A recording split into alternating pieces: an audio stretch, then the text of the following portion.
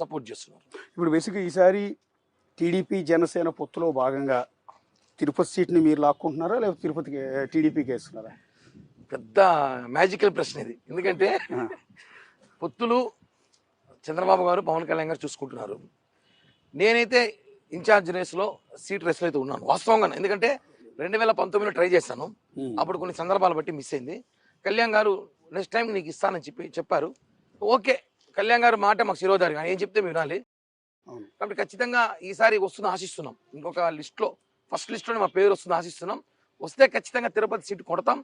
గెలిపించి పవన్ కళ్యాణ్ గారి బహుమతిగా రాష్ట్రంలో తిరుపతి వైపే ఎలక్షన్ జరిగే విధంగా నేమైతే తీసుకెళ్తాం. ప్రజారాజ్యం పార్టీ ఇక్కడ గెలిచింది, మంచి మెజార్టీతో చిరంజీవిని ఎమ్మెల్యేగా గెలిపించారు. ప్రజారాజ్యం పార్టీ ఆవిర్భావం కూడా తిరుపతిలోనే అవిలాల గ్రౌండ్ లో జరిగింది. అంత చరిత్ర ఉంది మీకు పవన్ కళ్యాణ్ గారికి చిరంజీవి గారికి తిరుపతికి మధ్య ఉన్న అనుబంధం. ఈ నేపథ్యంలో ఈ పొత్తులో భాగంగా అసలు ఈ సీటు జనసేనకు వస్తుందా లేదా అన్నది ఇంతవరకు క్లారిటీ లేదు. ఆ దిశగా మీ అధినాయకుడిని, మీ పార్టీ అధ్యక్షుడిని ఎట్టి పరిస్థితుల్లో పొత్తులో భాగంగా ఈ సీట్ని మనం తీసుకుందామని మీరు అందరూ ప్రపోజల్ పెట్టారా? మంచి క్వశ్చన్ సార్. ఎందుకంటే 3 సంవత్సరాలు మేము పవన్ కళ్యాణ్ గారికి ఇదే చెప్తున్నాం, సార్ తిరుపతి నుంచి పోటీ చేయండి,